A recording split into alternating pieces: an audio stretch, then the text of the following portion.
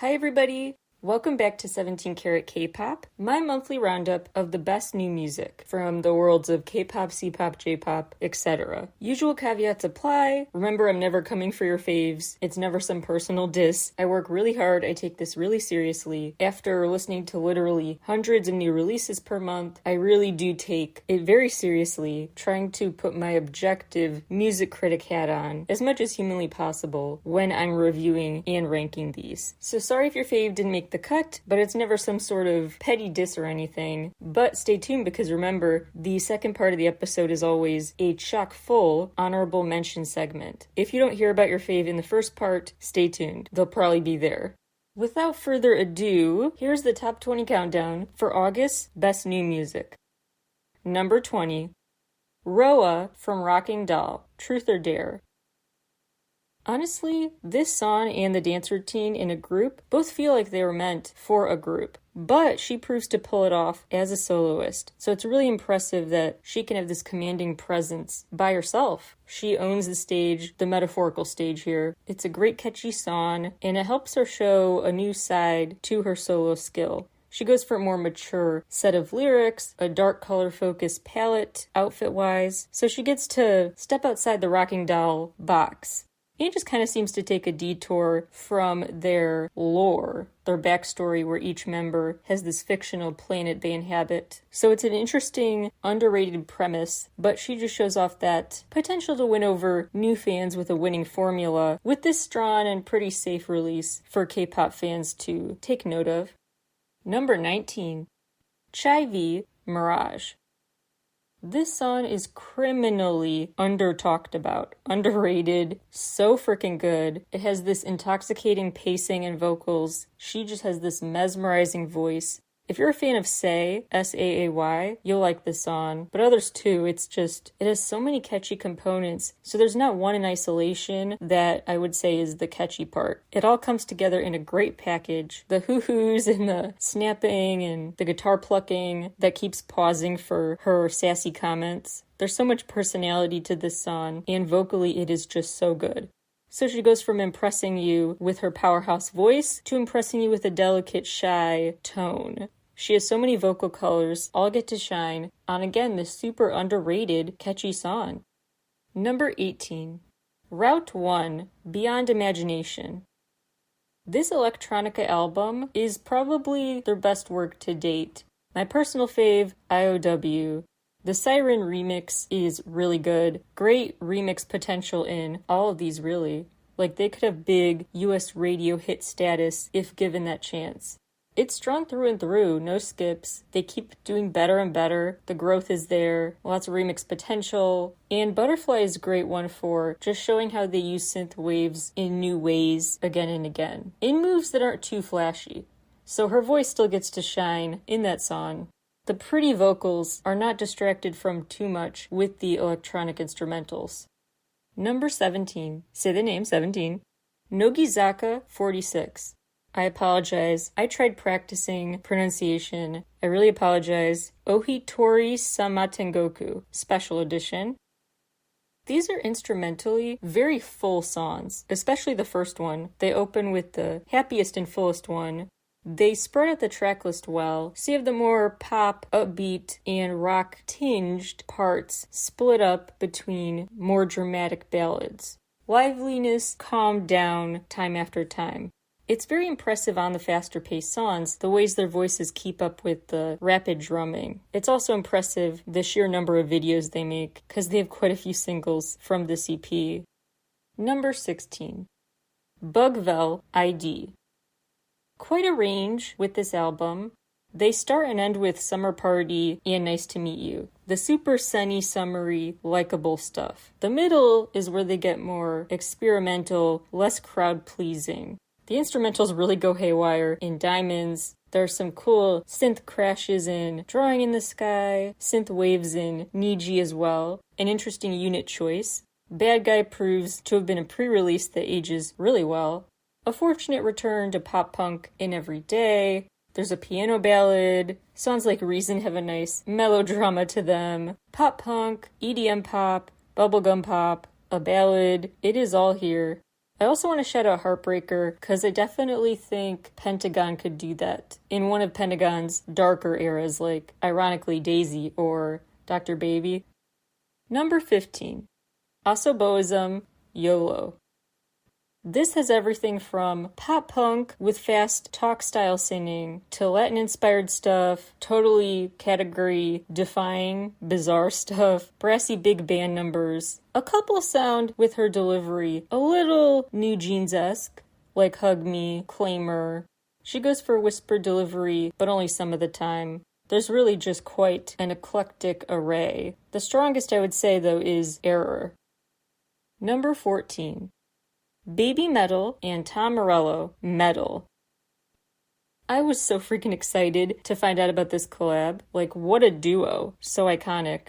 It's really carried by these heavy drums, and I can very easily picture people headbanging along from the get-go.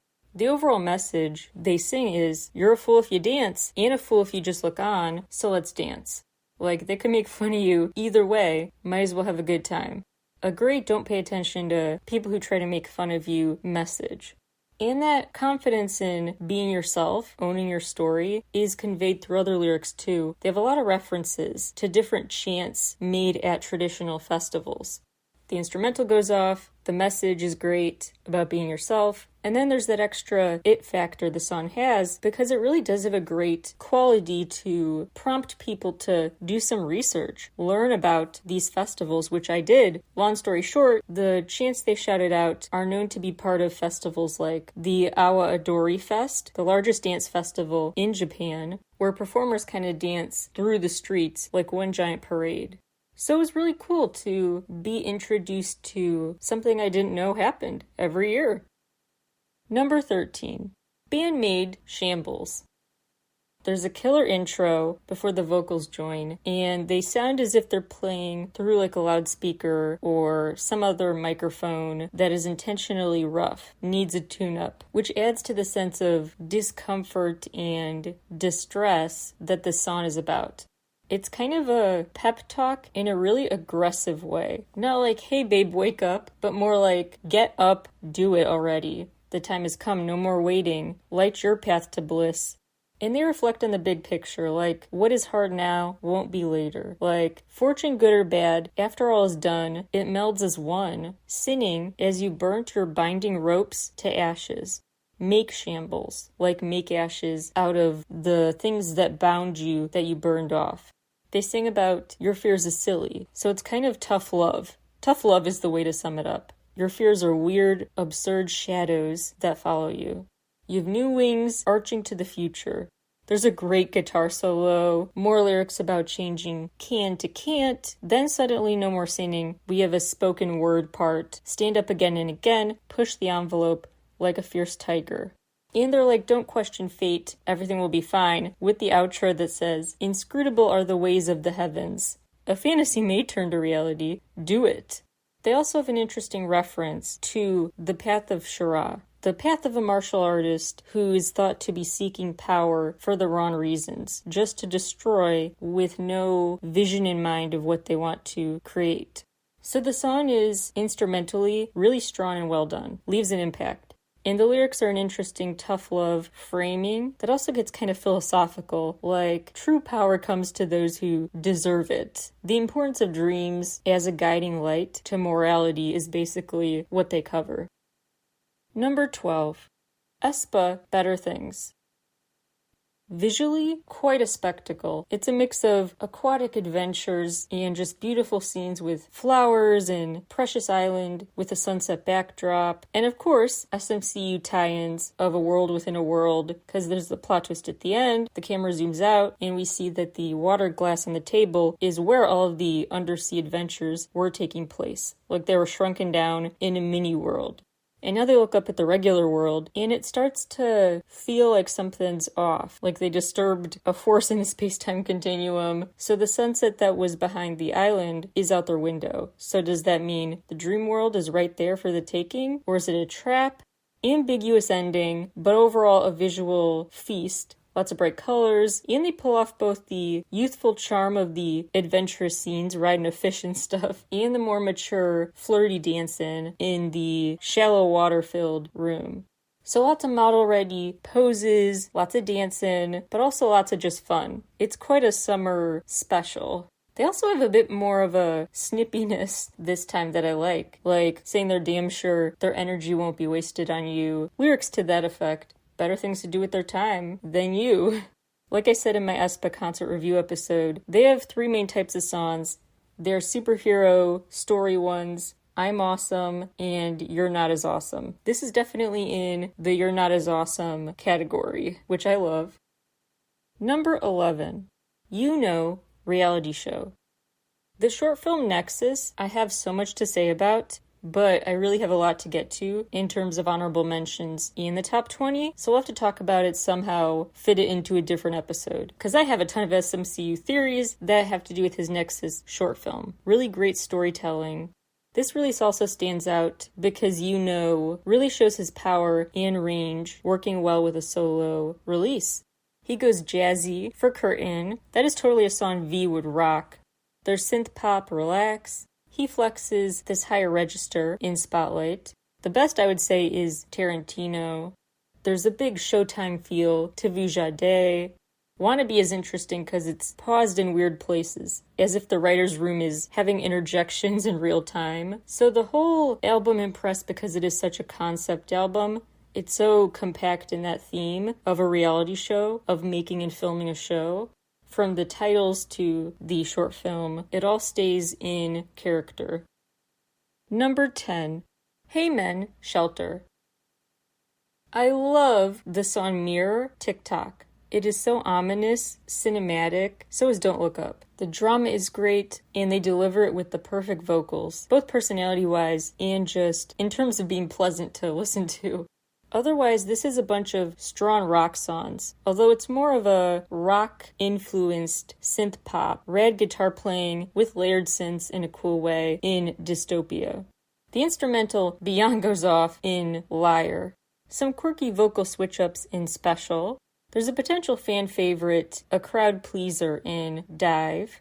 They end with Shelter, which feels like a pretty upbeat turn at the end. So it really goes for rock drama and then ends on a note of contentment. It's quite an auditory journey, and there's no skip-worthy song.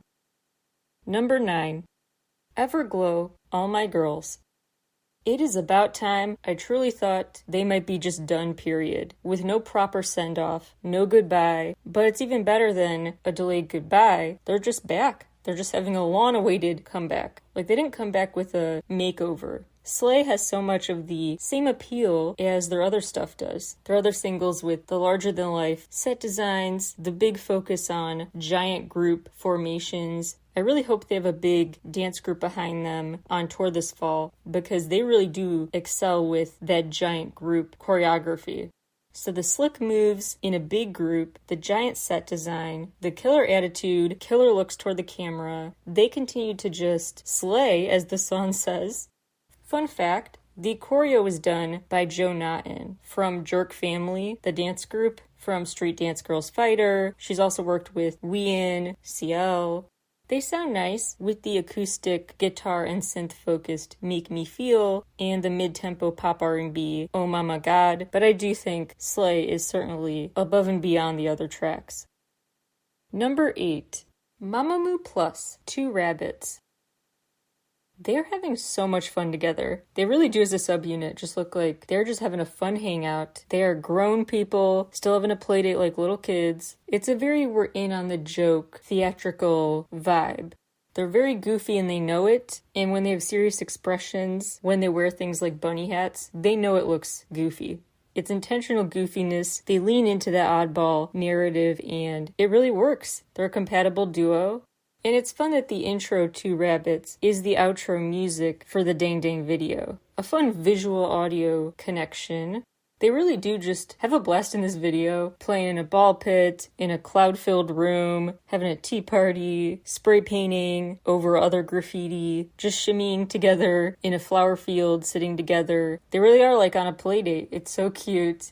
There are several nominees for most sitcom theme song-esque moment, but one contestant is definitely when one of them wears yellow in a blue room, the other's blue in a yellow room, and they switch rooms. The colors go back to matching the rooms. They have other sitcom-esque theme song moments in this barren room, just chilling by a couch and stuff. It is quite a scene they make. Even the highlight medley video really shows off they just have this genuine bond. It's really nice. Actually, Dang Dang was gonna be a group-wide song a while back. Like in the Starry Night era, Mamamoo was gonna do Dang Dang. But they had to go to Starry Night because, in part, they couldn't do a dance focus because of Solar's injury at the time. Starry Night, though, actually helped inspire a song on this new album, Starry Sea. But yeah, then Dang Dang ended up being cast aside for Moonbyul's solo album. But still, it didn't feel like it had the right home. It finally has a home with Mamamoo Plus, and I think that's perfect. The song I Like This is also a vault option. It was made a decade ago. They said it was actually for the group. The choreo, the lyrics, everything was prepared, but they cite bad timing as the reason it never saw the light of day until now.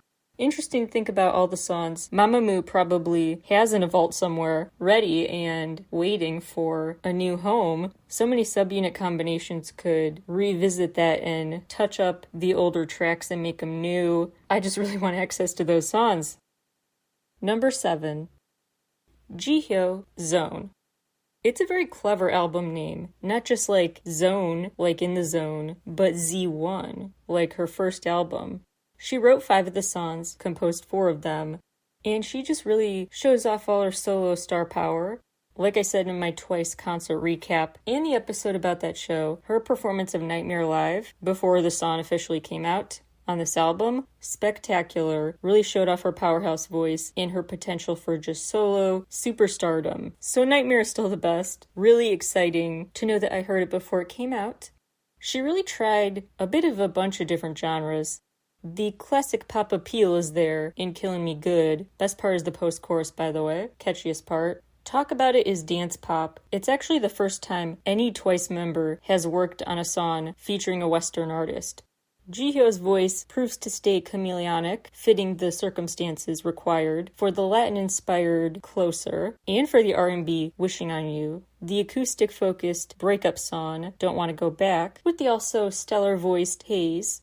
Then there's Room, where her voice's commanding presence really just circles around the instruments. Like, she really gives 110% of what was necessary. And it's an interesting lyric choice, too, where she sings about locking away memories and never returning to them. And then, after that song, on the track list is Nightmare. So, like, she's haunting her ex, even though she feels fine. Like, she put away all memories of that relationship, but she won't let him do the same. So lots of personality and vocal talent shown through her being so in the zone.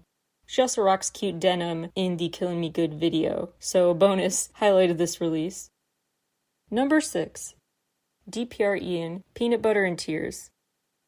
I considered not discussing this until his new album comes out next month, but I couldn't wait. You know, if you read the essay about his work on my site, shameless plug, I've really dove deep into his storytelling, his musical universe. He has such a unique, creative vision. He is so worth keeping your eyes on, always surprising, yet kind of reliable sonically. So this is another hit, a dependable hit, with a who could have guessed visual aid with the video. It finds a clever way to use a flashback to him as a little kid in the dentist's office, tying that to the present day in the things he sees that flash him back, like a blinding light in the present day. Reminds him of the dentist's overhead light in that terrifying to a kid moment.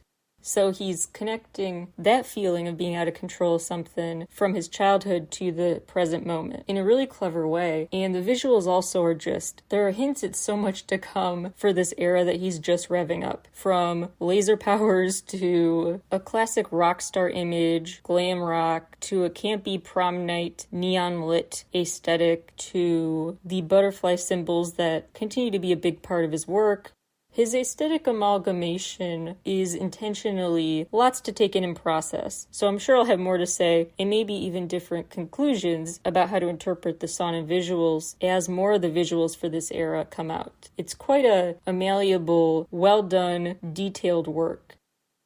Number 5, Triple S, Lovolution, Muhan, especially for the single Girls Capitalism. It's got a surprising I'm beautiful as I am, screw your rules mentality. I was expecting something not as subversive, so I really like the direction they took.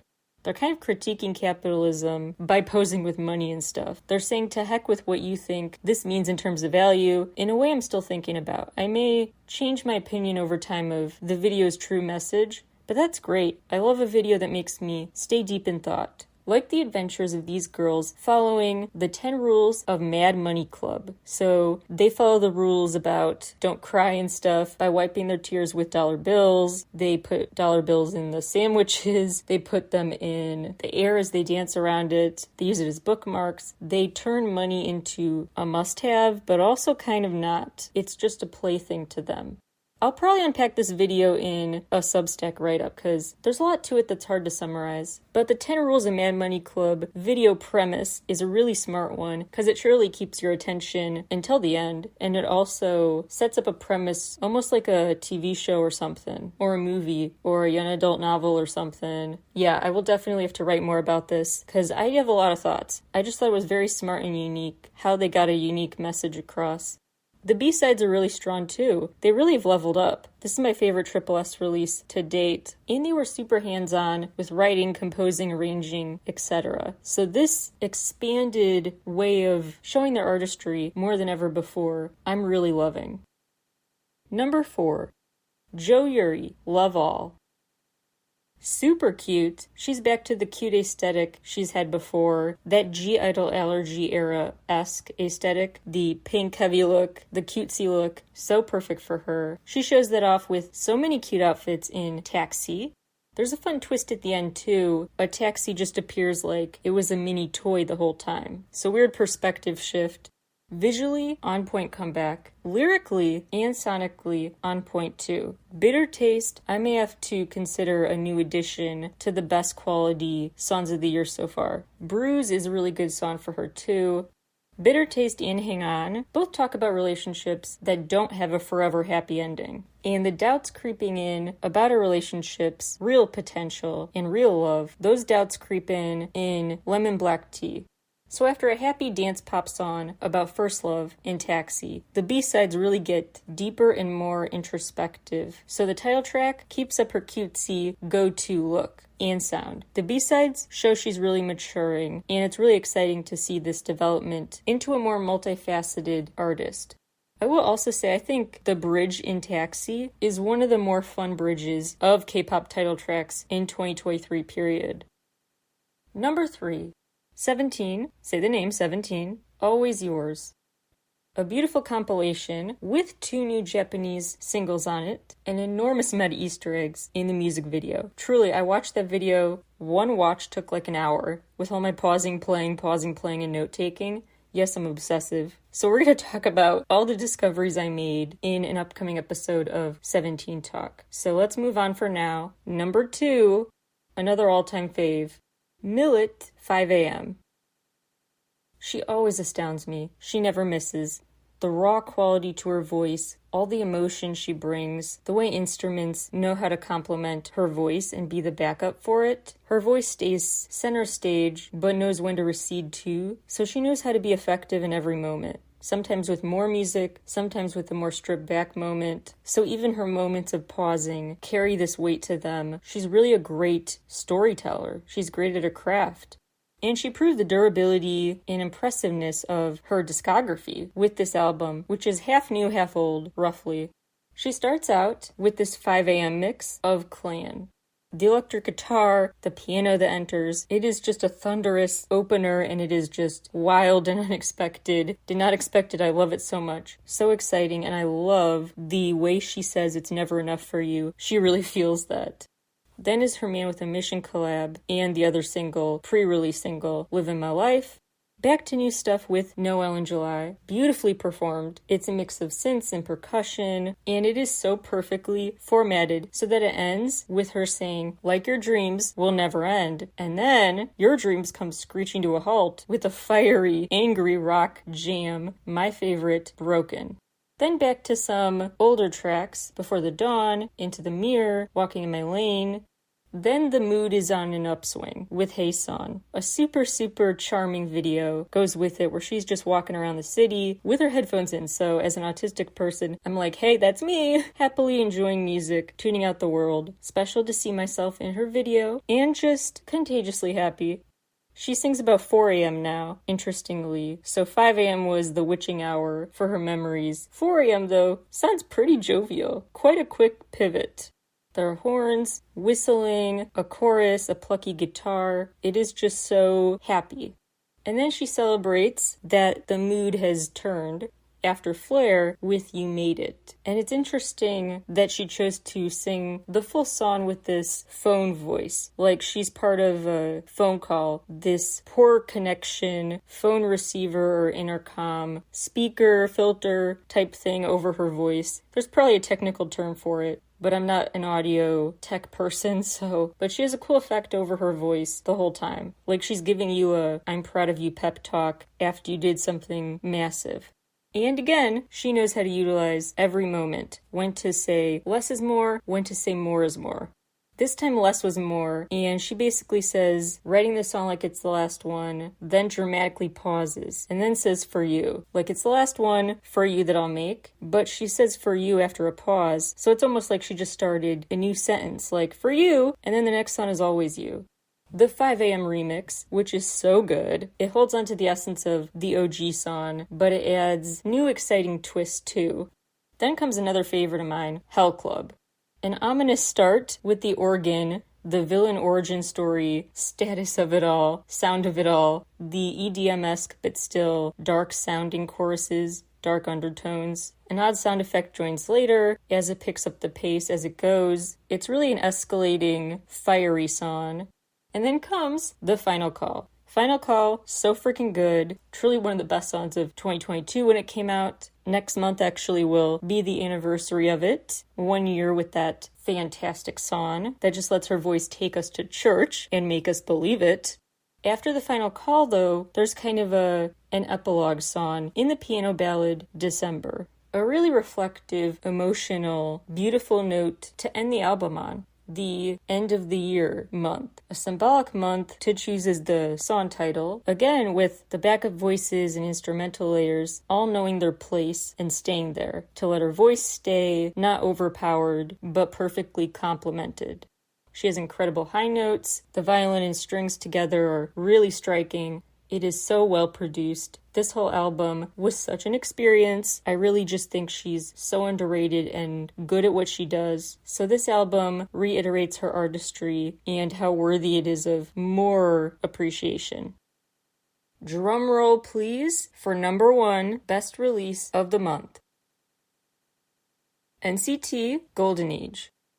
I dedicated a full episode of NCT Talk called Golden Age to that album. It really is phenomenal, and I think it's actually getting better the more I listen to it. So the opposite of getting old fast, aging like fine wine, and they have new track videos that have come out since that episode that I'm also excited about. But because I talked so much in detail about that album and my wild theories about its Easter eggs and stuff, I go full conspiracy about the SMCU. For that whole wild and citizen rant, check out that episode of the show. And I won't discuss the track videos now because for the sake of time, there are just so many honorable mentions to get to that we're just going to move right on to those in no particular order.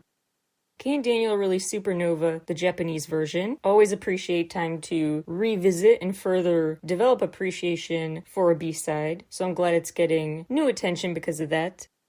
Speaking of Japanese releases that can provide fortunate, renewed attention to bops, the Japanese version of Smiley by Yena is finally here, featuring the awesome Chanmina, an interesting vibe juxtaposition, much like the one between Yena and BB on the Korean version.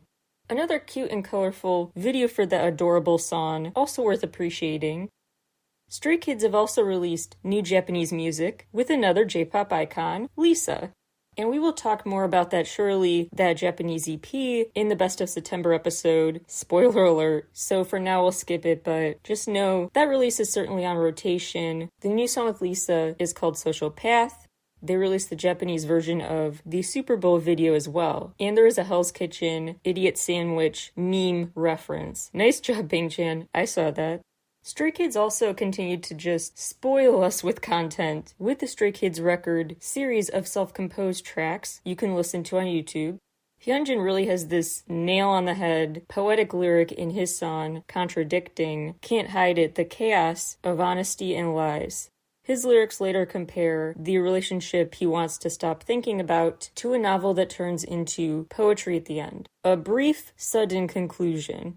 Hyunjin had a great month. He's not just an official Versace boy, giving him that new glow, but he also is showing off his poetic lyrics with that song, and he jumped on a remix of Rush with Troye Sivan and Pink Pantheress. Another new self-composed track, Han's Miserable You and Me. Really despairing, this cry out begging someone to put you back in their head. So instead of continuing to have your mind consumed with the person you moved on with, put him back top of mind. That pain of knowing someone else filled his place mentally. So this month, Stray Kids delivered really sorrowful, dramatic songs, a fun remix, and a really fun, wacky Super Bowl video with the idiot sandwich meme. They really do run the gamut. Another Japanese release from a K-pop group, ENHYPEN with Blossom. The full Japanese EP is out now. That is a September release. We will talk about the Bite Me Japanese version video down the road. I am obsessed with it though. Go check it out. But Blossom did come out in August, and it is such a pretty ballad about a love that will be close at hand, metaphorically forever, never fading. With lyrics like, "The scenery I was used to seeing changed into a miracle. Even tears become beautiful and turn into memories." They sing about love blooming, and our hyphen keeps us connected.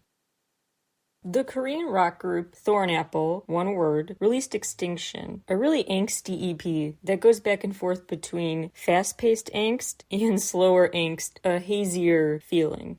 So if you want the faster stuff, check out Extinction. The unexpectedly chill, laid-back stuff, if you like that, check out Lord of the Flies, ironically.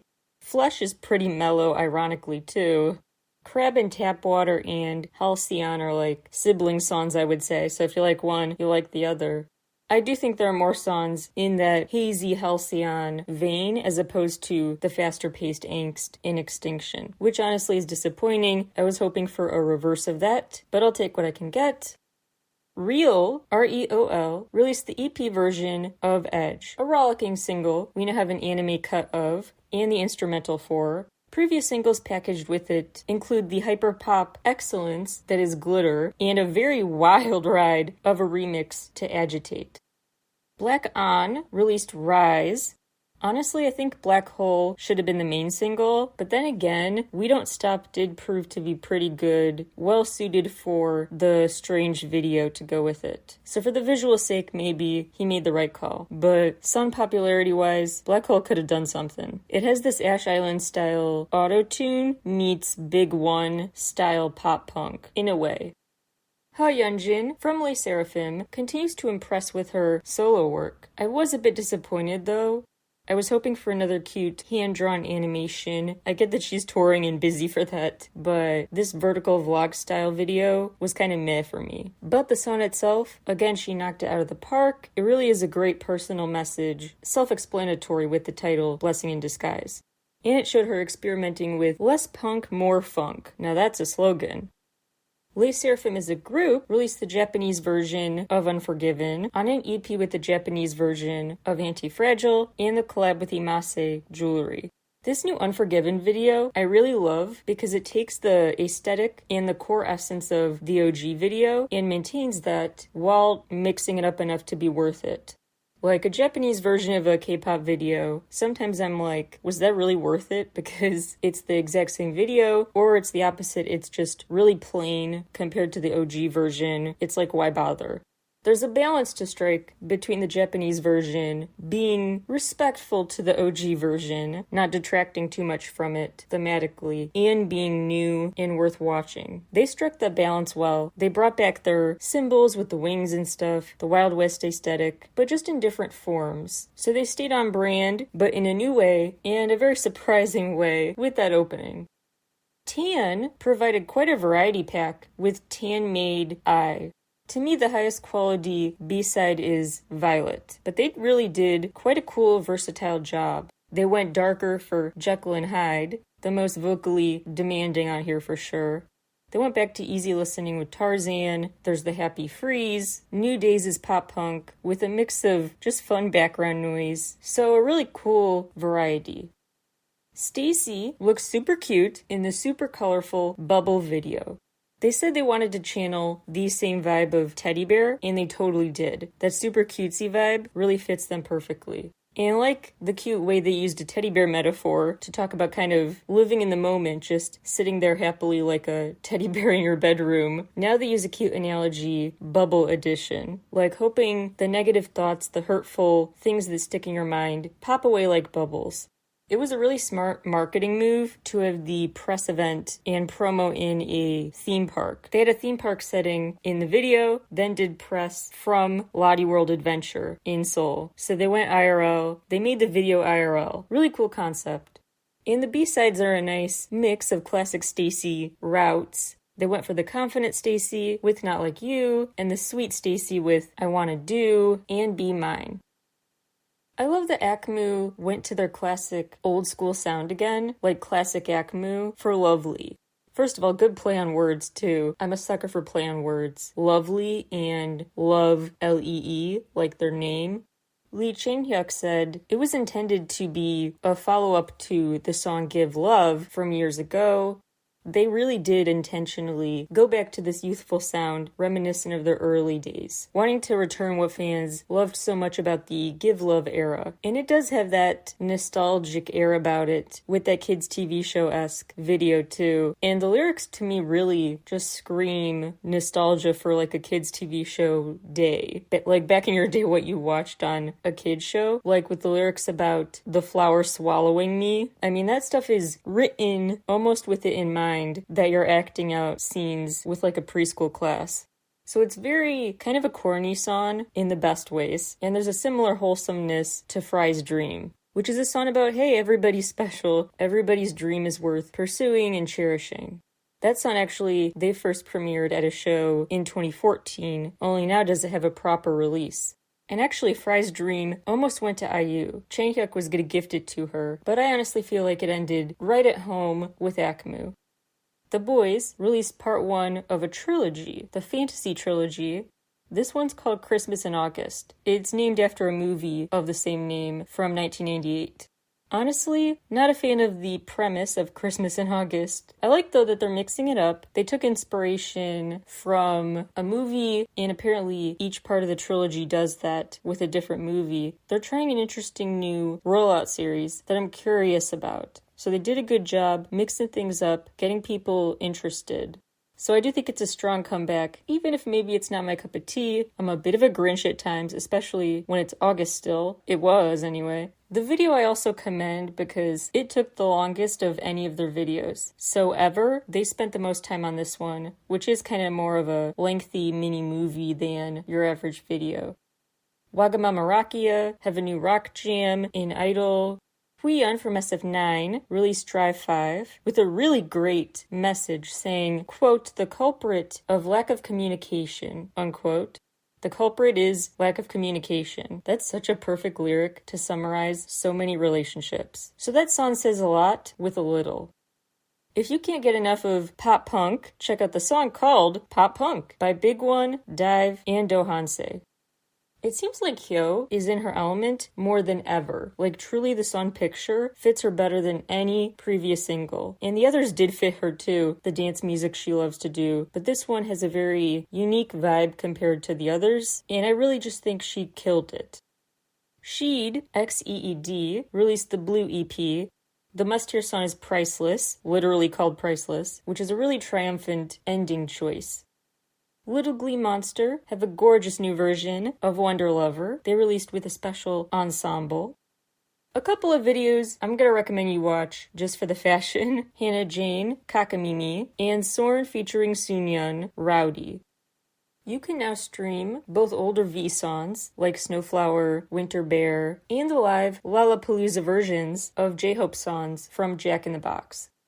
In terms of must-hear new covers, Danielle from New Jeans really sounds like an angel with her really just beautiful cover of both V's Rainy Days, and she just did this, not a medley as much as a back-to-back-to-back song marathon, a live session that was just really beautiful. So she's saying a live version of a bunch of different songs, including ASAP, and I just feel like the live version of ASAP, honestly, I prefer, as opposed to the regular studio cut.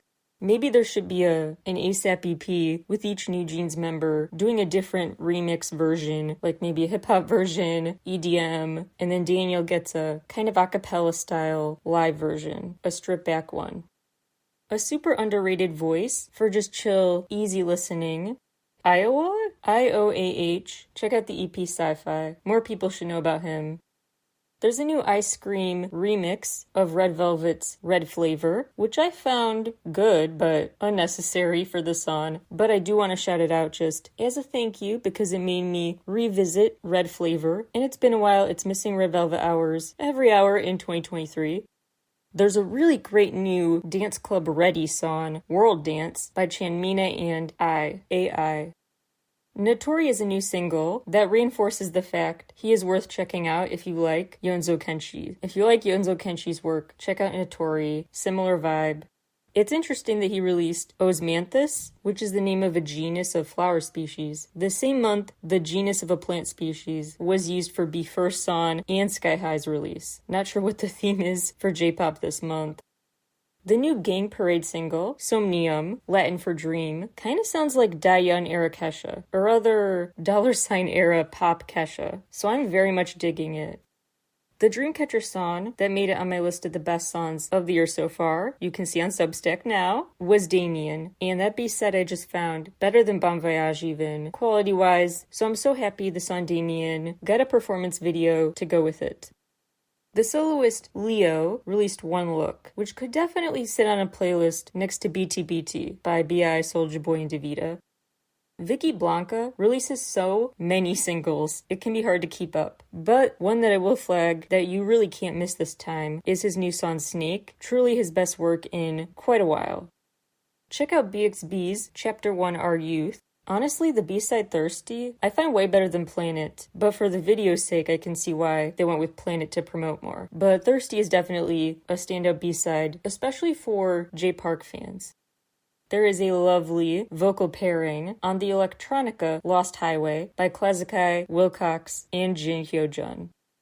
Ice has a new hip-hop EP. The best song is the jazz bar style duet, Shank.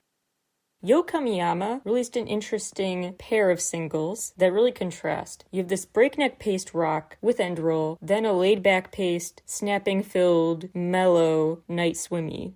For Eve released a song called Assemble with Copter and Thailand Game Show. It's very J-pop-esque to me, so if you like hyperpop and J-pop, that faster speed, Assemble is for you. But they went back to classic For Eve, a more K-pop-esque format and pacing with I Like Boys, which features a very glitzy, gold-covered video.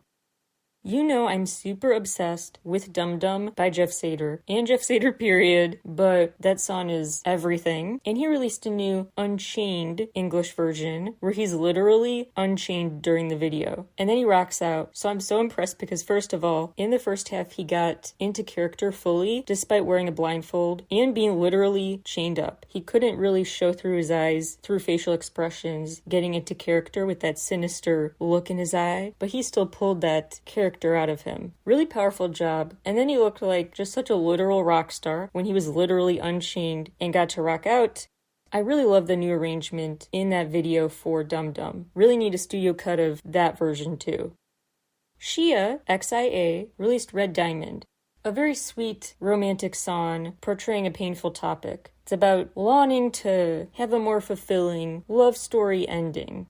The video is really Toy Story-esque and really sad. It's really emotional. It feels just solemn to me as you follow the adventure of this animated character who's kind of like a toy, like a little doll of sorts. It's really sad, but a good way to bring to life the pain of the song itself. A fitting visual counterpart. J-pop group Iris released Let You Know, which I think really has potential to win over new fans. It's not the typical generic J-pop feel, which I love, but I understand why it turns some people off, who in my opinion don't give it enough of a chance, but I digress. This is less rushed, less rapid. I feel like it just has potential to win over more pop fans than some of their more typical J-pop fare. The Queen's Bluff Teddy Lloyd remix seems to have similar appeal. I feel like they're experimenting more lately with more of a down-the-middle pop format. At the very least, please take a minute to appreciate the instrumental to Let You Know. Icon's Panorama, classic Icon, love that for them and us. I will say though, I did want more loose ends tied up in the drama video, the longer version. But then, as if reading my mind, the final message on the screen said the story never really ends. So it's like, okay, you foreshadowed people's confusion about the story, but still kind of a cop-out answer for what happened to people. What are you talking about? What ending? But a really good song. They're so good at what they do. They know what sound works for them. We will talk about Eric Nam's new album, maybe even on its own episode. I haven't decided yet, but at length in the future, because I just adore Eric Nam and have a lot to say. So in the future, we will talk about his August release, a chapter in an ongoing music video story for Don't Leave Yet. Kisum, at long last, very long last, is back with Let Me Be, which she wrote and took inspiration from the MBTI-themed material, memes and other posts. The melody changed a lot as she worked on it, and it ended up being this trap, reggae-inspired, whistle-filled concoction. She drew inspiration from an evolving, varied set of places. And it's got a good message about not compromising your individuality to stay in a relationship. Like, if your significant other can't accept you fully, if you have to compromise who you are, walk away. The boy group Perses, P-E-R-S-E-S, released My Time, with a spectacular acoustic version of Touchdown. That song, the regular version, no pun intended, has the feel of a wavy song, a sentimental type of wavy song. They also let their pretty voices shine, both together and separately, in Beautiful. And My Time and Catch the Night definitely are songs to please K-pop boy group fans. Jaehyun wrote and co-composed Horizon. I honestly prefer Forever Only, but I do respect his new song for its vision, its way of talking about the concept. He visualized a horizon. The song is about kind of seeing that invisible line when you're in an airplane. Like, you're in one half of the world. If the world were a painting, there's an invisible line. You're in the one up in the clouds. The world is below you. To me, it was just an interesting artistic way to be inspired by your surroundings and add a new twist to symbolism you can get from a horizon. Just shows his artistic mind at work. So I love anything with Jaehyun's personal vision in it. Yeontak released Form. That title track, Form, is a very bouncy song of a new disco genre. The other songs range from folksy to pop trot to dance music. I also am a nerd, as you know if you're a longtime listener, who loves Greek mythology references, and he made one with one of the song titles, Lorelei, which I very much appreciate. I'm so happy High Key are getting their time to shine now. Hence the title track name, Time to Shine. It's very fitting, because they really are, since that virality, they really have just skyrocketed. Their album sales actually rose tenfold compared to Rose Blossom. They really got a new life thanks to unexpected virality, and they deserve it. I've had my eyes on them since Athletic Girl. They have something special, and this comeback reinforces that. I would say the better tracks are in the second half, so make sure you stay tuned for all of Soul Dreaming. Yerin released Ready, Set, Love. She really went for a throwback dance club sound, like you're just going out dancing in the 80s, city pop, synthwave disco, electronic dance music. She's just having a good time. And she goes for a fun, just having a good time aesthetic with the arcade and dancing and stuff in the Bam Bam Bam video. Which, yeah, even the title is meriting a dance party. Zyker's House of Tricky, How to Play. I do not know how on earth to summarize the Do or Die video. Just watch it. They continue to be very bizarre, so they're very much something different and new. And I appreciate that for this group specifically, because once again, AT's member Hwanjun was super hands-on, writing and composing for Zikers. And sonically, it's totally obvious AT's hands were on this release. So to stand out, and not just seem like a derivative version of them, they have to stand out extra music video-wise, or some other storyline related way. So I do appreciate the oddness of their music videos because it helps them stand out. Even their highlight medley was a unique video premise, where you basically see the action through a robot's face. So the viewer feels like both they're playing an arcade game and they're just kind of like watching a cartoon via TV face of a robot. It's very strange, kind of AI-esque, dystopian, but one of a kind. I would say the best track is Do or Die. Jun So-mi is finally back. I was so impatient. With Game Plan, and that's literally the album title. I really get big My Bag by G Idol energy from Gold, Gold, Gold. I really like Fast Forward. I do get the Rain on Me comparisons, but I do find them different enough. I think the strongest song besides Fast Forward is The Way. And I can't be the only one who noticed this, but why does it look like she filmed part of Fast Forward at the 17 Ready to Love video set? The pink building, the aesthetic is just so Ready to Love era-esque. I'm just saying. Pentagon finally gave us a little new music with the Japanese release, Pado.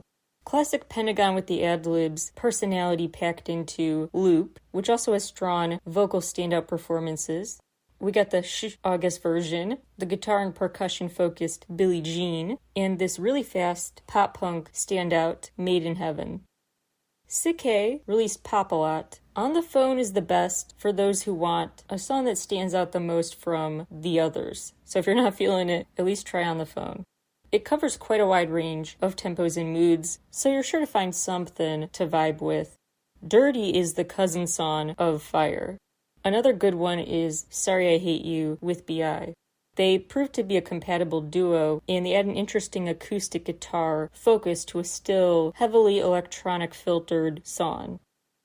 Nana Uyan released The Star. I talked about her single Mama Said last month, because it really is just so fantastic. So listen to the past episode from Best of July. It's also on my list of best songs of the year so far on Substack. That is still the standout, but I will say on the new album, she continues to just sound lovely on every track, with her dainty voice backed by often acoustic guitars, sometimes piano strings.